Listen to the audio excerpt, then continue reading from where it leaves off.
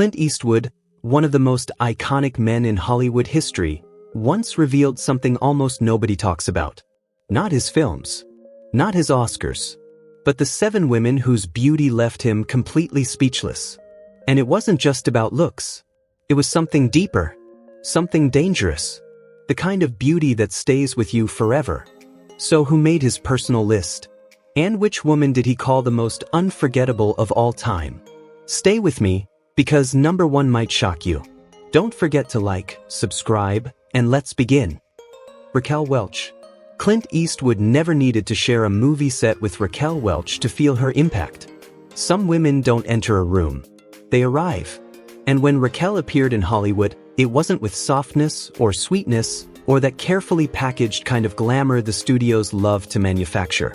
It was something sharper, something untouchable. Eastwood once said she didn't need to speak because no one wanted her to. Her presence did all the talking. A storm in heels. A force that didn't ask permission. Raquel Welch was born far from the spotlight, in Chicago, long before she became the face plastered across posters in the 1960s. Back then, Hollywood had a very specific definition of a sex symbol. Blunt. Available. Easy to consume. Raquel was none of those things. When the world first saw her in 1 million years BC, dressed in that now legendary deerskin bikini, most people only saw the surface. A fantasy. A pinup. Another beautiful woman for the machine to sell.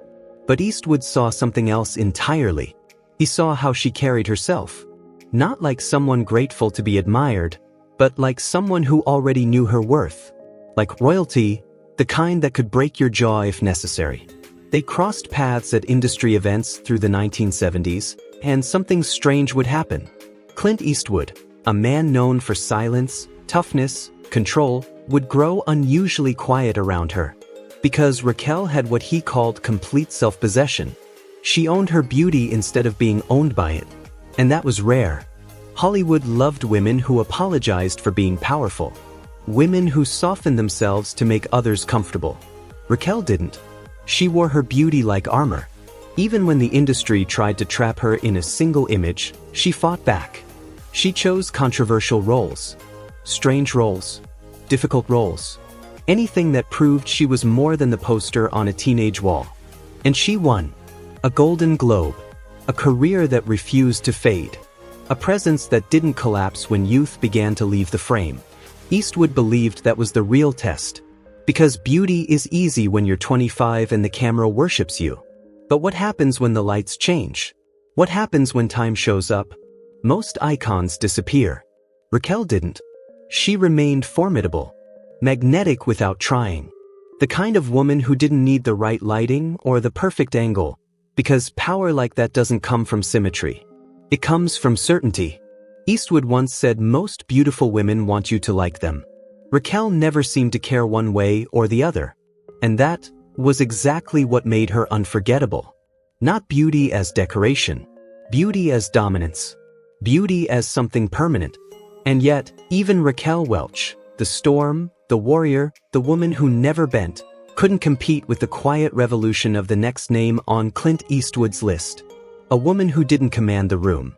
She simply existed, and somehow made the world feel more elegant just by standing in it.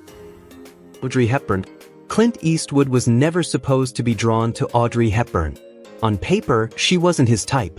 He was the symbol of rugged American masculinity, the squinting gunslinger, the man of few words, the kind of presence built on toughness and edge.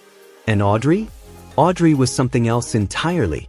She didn't explode into a room like Raquel Welch. She didn't dominate. She didn't even seduce. She simply appeared. And somehow, that was more powerful. Eastwood once admitted that when he first watched Roman Holiday, back when he was still trying to figure out who he wanted to become in Hollywood, he felt something he couldn't explain. Everyone else was acting. Audrey wasn't. She just was. Born in Belgium, shaped by war, surviving the Nazi occupation in the Netherlands, Audrey carried something invisible inside her. A kind of quiet strength forged long before the world ever called her beautiful. Hollywood at the time didn't know what to do with someone like her. She was too thin, too European, too restrained, not loud enough. Not obvious enough. And yet, you couldn't take your eyes off her. Because her beauty wasn't asking for attention. It wasn't performing. It was the kind of beauty that felt like silence in a crowded room. The kind that makes you lean closer without knowing why. Eastwood said being near her made him nervous. And Clint Eastwood didn't get nervous. But Audrey had this almost otherworldly quality, like she was made of finer material than everyone else. What fascinated him most was the paradox she carried so effortlessly. She could appear fragile, and somehow feel unbreakable. Most actors try to seem stronger than they are. Audrey had the confidence to seem vulnerable. And that takes a different kind of strength altogether. In films like Breakfast at Tiffany's or My Fair Lady, the world saw elegance. But Eastwood saw something deeper.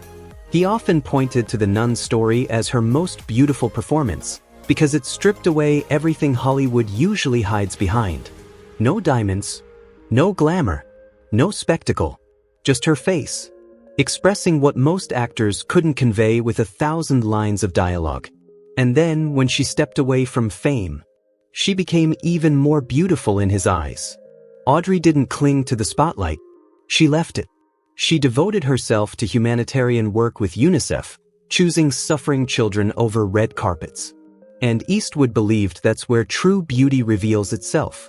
Not when the cameras are rolling, but when they stop. After her death in 1993, Clint said something that sounded less like admiration and more like mourning. By that measure, she might have been the most beautiful person in Hollywood history. Because Audrey Hepburn wasn't just someone you looked at. She was someone who made you think about yourself, who you could be, how you could move through the world with more grace. In an industry built on exposure, Audrey understood mystery. She understood restraint. She understood that what you don't reveal can be more powerful than what you do. And yet, as timeless as Audrey was, the next woman on Eastwood's list was the complete opposite. No whisper, no fragility, no restraint. She didn't enter like poetry. She entered like thunder. A woman whose sensuality didn't ask permission. It commanded. Sophia Loren. If Audrey Hepburn was elegance in silence, Sophia Loren was power in motion. She didn't whisper her beauty. She commanded it. Clint Eastwood once said Sophia was dangerous in the best possible way, because her presence didn't feel fragile. It felt dominant. She wasn't the kind of woman Hollywood could soften, reshape, or package into something harmless. Sophia didn't arrive like a starlet. She arrived like a force of nature. Born in Rome, raised in the shadows of war-torn poverty, she didn't come from privilege or fantasy. She came from survival. And that's what Eastwood noticed first. Her beauty wasn't youthful innocence. It wasn't girlish charm. It was something fuller, earthier. A woman, not a girl. Eastwood once observed that American beauty in the 50s and 60s was obsessed with looking like something delicate, something available. Sophia was none of that. There was nothing delicate about her appeal. She didn't look like she needed saving. She looked like she could save herself and still have enough strength left to burn the world down if she wanted.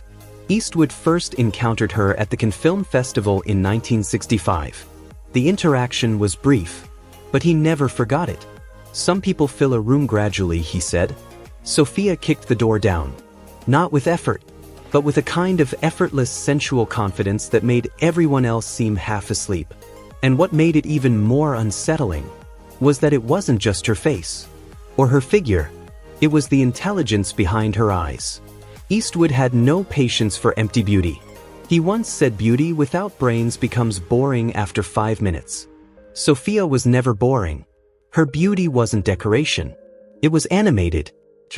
Alive. You could feel her mind working, always 3 steps ahead. That's what made her magnetic. She wasn't asking to be admired. She wasn't waiting for approval. Sophia already knew. Her rise wasn't built on posing. It was built on performance. When she won the Academy Award for 2 women, becoming the first actor to ever win an Oscar for a foreign language role, Eastwood believed that's when Hollywood finally understood. This woman wasn't just beautiful. She was formidable. Because Sophia wasn't afraid to be ugly when the role demanded it. To show rage, desperation, The emotions most beautiful women avoided because they weren't flattering. Sophia didn't care about flattering. She cared about truth. And truth made her more beautiful than perfection ever could. Even as she conquered America, she refused to surrender her identity. Her accent, her Italian soul, her European fire. Eastwood admired that deeply. She didn't come to Hollywood to be remade in its image. She came to remake Hollywood's image of what a beautiful woman could be. And when he saw her again years later, in the late 1970s, time hadn't softened her. It had sharpened her. Some women become less imposing as they age. Sophia only became more so. Her beauty matured like wine, richer, darker, more complex. Eastwood once said most beautiful women are taught to make men feel strong. Sophia made you feel like you needed to prove you were strong enough for her. That was her power. Beauty not as invitation, but as authority. And yet, as bold as Sophia Loren was, the next woman on Clint Eastwood's list was something almost impossible to define. Not dominant, not sensual, not loud. She was a ghost. A face that haunted him long after the moment passed. Jean Seberg. Some beauties announce themselves. They shine. They demand attention. And then, there are the rare ones who do the opposite. They slip into your memory quietly, and somehow become impossible to erase. Jean Seberg was that kind of beauty. Clint Eastwood once said she looked like a ghost. And he couldn't stop watching her. Jean didn't feel like Hollywood. She felt like something that had wandered in from another world. Born in Iowa, far from the glamour of the industry, she was chosen almost impossibly, selected from thousands of hopeful faces by director Otto Preminger to play Joan of Arc. The film failed. But Jean didn't disappear. Instead, she became something stranger. An American woman who belonged more to France than to America. An icon of the French New Wave. A face that wasn't built for obvious seduction, but for mystery. Eastwood encountered her in Paris in 1968. He was still becoming Clint Eastwood, still mostly known for westerns, still finding his voice. Jean was already a symbol, not of Hollywood fantasy, but of European cool, intelligence, and melancholy. And when he saw her, he felt something unfamiliar. Not desire, not admiration, something deeper, something unsettling. He later said there was something translucent about her, like you could see straight through to something essential. Jean wasn't conventionally glamorous.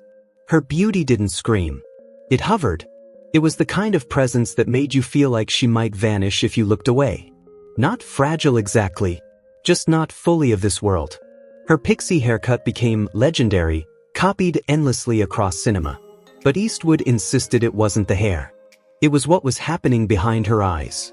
Because behind that gaze lived intelligence. And sadness. A sadness that made her mesmerizing on camera. They spoke only briefly that night. Jean talked about Goddard, about France, about her complicated relationship with America. And Eastwood mostly listened.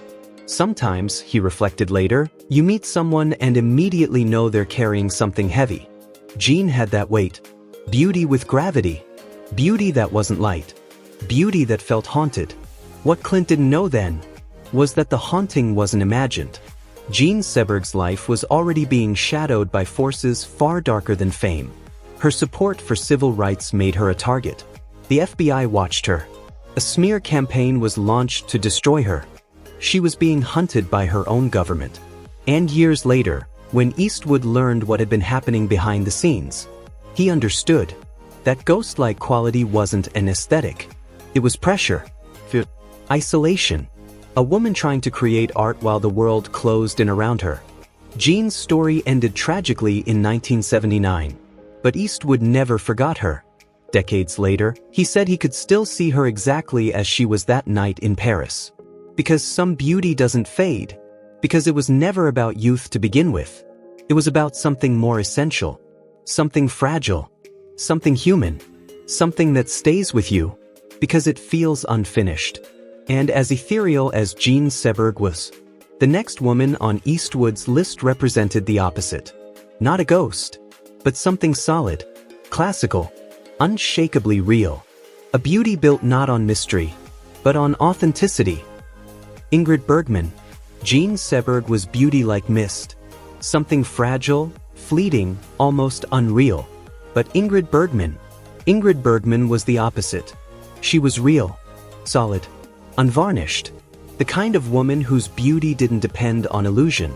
Clint Eastwood called her Hollywood royalty. A lifelong screen crush. But what struck him most wasn't just her face. It was the weight behind it. Because in a town built entirely on artifice, Ingrid Bergman stood for authenticity. Born in Stockholm in 1915, she brought a kind of European gravity to Hollywood that transformed cinema in the 1940s. Films like Casablanca, Notorious, Spellbound, they didn't just make her a star. They made her timeless. Not because she was perfect, but because she was honest. Eastwood never worked with her. But he met her once, in 1978, at a Directors Guild event. She was nearing the end of her life. Her health was fading, and yet her presence was undiminished. Some stars get smaller when you meet them in person. Ingrid didn't. Eastwood remembered thinking she was exactly as substantial in life as she was on screen. Nothing artificial. Nothing hiding behind makeup. Nothing carefully constructed. And what fascinated Clint most was her relationship with time. Hollywood teaches actresses to fear aging, to fight it, to erase it. Ingrid Bergman seemed to welcome it. She wore every year like proof she had lived. Each line earned, each wrinkle visible. Eastwood believed there was tremendous beauty in that kind of courage. Because beauty that survives time is never just surface. It's spirit. And Ingrid's spirit had already been tested. Her career was nearly destroyed by scandal when she left her husband for Italian director Roberto Rossellini. Hollywood turned on her. The public condemned her. She paid a heavy price for living honestly. But Eastwood admired what she refused to do. She never apologized for following her heart. That integrity was its own kind of beauty. What separated Ingrid from so many others wasn't her classical features, but how she used them. Not for vanity. Not for worship, but for characters, for truth. Eastwood once advised people to watch Autumn Sonata. In it, Ingrid plays a concert pianist who has essentially ruined her daughter's life. No glamour, no attempt to seem likable, just raw humanity.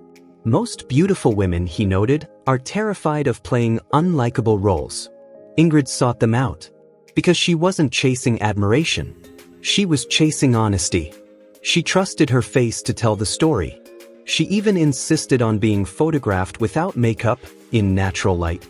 In an era when Hollywood demanded perfection, Eastwood believed that was revolutionary. Not because she tried to be bold, but because she didn't try at all. She simply was. When asked why her beauty endured across generations, Clint's answer was simple. Most movie stars show you a carefully constructed version of themselves. Ingrid gave you everything. Her pain, her strength, her weakness. There is something deeply beautiful about that kind of complete honesty. And as Ingrid Bergman proved, beauty isn't always about being untouched. It's about being fully revealed. But the next woman on Eastwood's list was not someone he admired from afar. She was someone he knew intimately. Her beauty wasn't distant. It wasn't theoretical.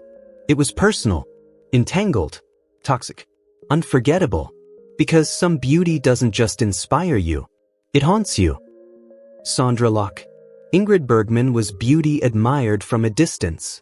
Timeless, untouchable, almost mythic. But Sondra Locke was different. Because Clint Eastwood didn't just watch her on a screen. He lived inside her orbit. And that kind of beauty is never simple. Some women remain icons. Others become chapters in your life. Sondra wasn't just beautiful to Eastwood. She was unforgettable in the most dangerous way. The kind of beauty that doesn't fade, because it's tangled up in memory, desire, regret, and damage. Born in Tennessee in 1944, Sondra arrived in Hollywood with something sharper than polish. She wasn't built like a studio doll. She carried a wounded intensity. A face that didn't just sit there looking pretty, but told you something was happening underneath. Eastwood first met her on the set of The Outlaw Josie Wales in 1975. And what followed wasn't a passing fascination. It was a collision. A relationship that lasted nearly 14 years. 6 films. A lifetime compressed into one partnership. Clint once said there was something about her the camera couldn't fully capture. Something raw. Something incomplete. Like the lens could only catch the outline, but never the storm behind her eyes. That's what made her different. Hollywood is full of beautiful faces that don't tell you anything. Sandra's face told you everything. Too much, sometimes. Her beauty wasn't comfortable. It wasn't decorative. It was emotional exposure. She didn't try to be beautiful in the conventional sense. Eastwood believed her beauty came from somewhere deeper. From her willingness to reveal herself emotionally, even when it wasn't flattering. Even when it hurt to watch. In film after film, The Gauntlet, Bronco Billy, Sudden Impact. Their chemistry was undeniable. But Clint admitted something unsettling. Working with someone you're involved with changes everything. Because the camera captures currents that no acting can fake. When he watched their movies later, he didn't just see characters. He saw something real happening between them, because something real was happening off-screen. Sandra's beauty wasn't distant like Audrey's. It wasn't iconic like Marilyn's. It was intimate. It was the look she gave him when the cameras weren't rolling. The kind of look that stays with you longer than any performance. But intimacy doesn't always turn into peace. Their relationship eventually collapsed into something darker. By 1989, it ended bitterly. Lawsuits. Public battles. The ugliness that Hollywood usually hides behind curtains. And yet, even after everything, Eastwood never erased her from his list. Because some people mark you. For better or worse. They become part of your formation. Clint said that simply. Certain people become part of who you are. And Sandra was one of them. Her beauty, in his eyes, was inseparable from complexity. From contradiction. From pain. Beauty isn't always sweet, he noted. Sometimes it's challenging. Sometimes it disturbs you. Sometimes it gets under your skin. And never fully leaves. That was Sandra Locke. Not a fantasy. Not a symbol. A real person. A real history. A beauty that didn't just inspire, but haunted. And after Sandra, only one name remained. The final entry. The woman Eastwood called the most dangerous kind of beautiful. Not because he knew her personally, but because she belonged to the entire world. A face that transcended Hollywood and became eternity. Marilyn Monroe. After all the women Clint Eastwood had admired, after the warriors, the ghosts, the queens, the ones he loved, the ones who haunted him, only one name remained. Marilyn Monroe. She wasn't just at the top of his list. She was in a category of her own. Eastwood called her the most dangerous kind of beautiful, the kind that makes you forget where you are. They never made a film together. They never shared a story on screen. And yet, Clint never stopped mentioning her. Because Marilyn wasn't simply a woman Hollywood created. Marilyn was something Hollywood could never fully control. Born Norma Jean Mortensen in 1926, she began life far from glamour. An orphan, a factory worker, a girl no one expected to become immortal. But she transformed. So completely that even now, decades later, she remains the template for celebrity itself. The platinum hair. The glow. The myth. And yet, Eastwood insisted the myth wasn't what captivated him most. It was what the myth couldn't hide. The vulnerability. He once said watching Marilyn was almost painful. Like seeing someone with no skin. Everything exposed. Everything visible. Eastwood was still a contract player at Universal when he encountered her briefly in the late 1950s at a studio commissary. The moment was small, but the impression was permanent. He remembered her luminosity. Not just beauty, but something radiating from within. As if the room itself dimmed around her. Her presence carried an electric charge. Not fame. Not performance. Something essential. Eastwood said people talk about charisma, but until you're in a room with someone who truly has it, you don't understand what the word means. With Marilyn, you felt the air change. And what made it even more haunting was the contradiction she embodied. She was temptation personified, and yet somehow innocent. She was powerful, and yet deeply fragile. She was constructed, and yet heartbreakingly authentic. Most sex symbols, Eastwood noted, were one-dimensional. Marilyn contained multitudes. That's why she endured, while others faded into footnotes. Clint believed her beauty made her famous, but her talent made her significant. He often pointed to performances like Bus Stop, The Misfits, Some Like It Hot, as proof that she had depths critics were too slow to recognize. The tragedy, he said, was that no one took her seriously as an actress until it was too late. She had a remarkable instrument, not just her face, but her ability to project humor and vulnerability at the same time. That combination was rare, almost impossible, and then she was gone. Marilyn died in 1962 at only 36. And her death didn't end the myth. It intensified it. For Eastwood, her passing wasn't just personal sadness. It was cultural loss.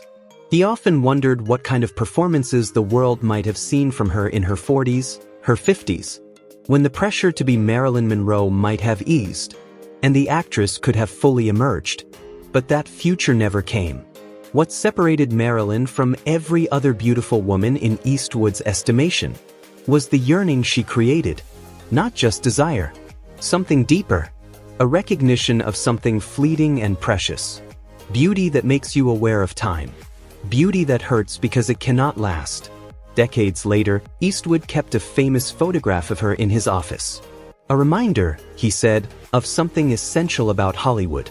Behind every iconic image is a real person, complicated, struggling, human. Marilyn's beauty wasn't perfect features. It was what showed through them. The humanity, the humor, the hurt. That's what made her unforgettable.